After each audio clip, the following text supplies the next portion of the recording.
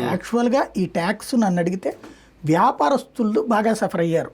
ఏది ఒక్కొక్కళ్ళ దగ్గర 200 రూపాయలు 150 రూపాయలు ఇట్లా వసూలు చేశారు. కాకపోతే వ్యాపారస్తులు ఉండే ఏరియాల్లో ఉన్నటువంటి ఇంటి వాళ్ళు కూడా ఇబ్బంది పడ్డారు. ఫర్ ఎగ్జాంపుల్ నేను విజయవాడ 1 టౌన్లో కనుక్కున్నా, ఇంటి వాళ్ళకి కూడా 150 రూపాయలు అన్నారు. అంటే డోర్ నెంబర్కి 150 అన్నారట. షాప్ డోర్ నెంబరు, షాప్ పక్కనే ఇంకో డోర్ నెంబర్ ఉంటుంది, ఇల్లు షాప్ పైన ఇల్లు ఉంటుంది, వాళ్ళకి 150 అయినట్టు వాళ్ళు విరక్తి చెందారు. వాళ్ళు రివోల్ట్ అయ్యారు ఒక రకంగా.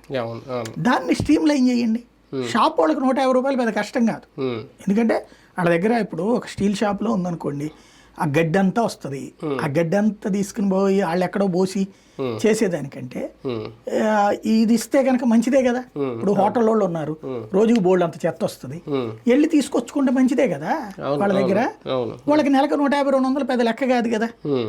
కట్టగలిగిన వాళ్ళ దగ్గర వసూలు చేయండి ఎక్కువ, లేనటువంటి వాళ్ళని తగ్గించాలి.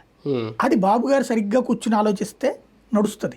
5 ఏళ్ల పాటు ప్రతిపక్షంలో ఉన్నప్పుడు అంటే మొదట్లో అనుకోలేదు మీ ఎన్డీఏతో కలుస్తాం, బీజేపీతో కలిసి ప్రభుత్వం ఏర్పాటు చేస్తారు ముందైతే. అందుకే ముందు నుంచి చెత్త సీఎం అని కూడా అన్నారు. 2-3 ఆయన 2-3 చెత్త సీఎం అన్నారు, చెత్త మీద పన్నేస్తారని అన్నారు.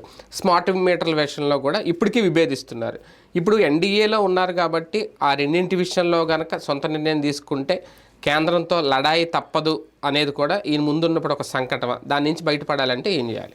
ఏముండదు, చెత్తది నువ్వు ఇప్పుడు ఈ రెండిట్లలో కూడా నువ్వు చేయలేదు, హామీ నిలబెట్టుకోవాలి. ఒక పక్క నువ్వు చేయలేదు అనుకోండి, వాళ్ళేమి నిన్నేమి పీక మీద ఏమి పట్టుకుని కూర్చోరు, డబ్బులు నువ్వు పెట్టుకోవాలి అంతే.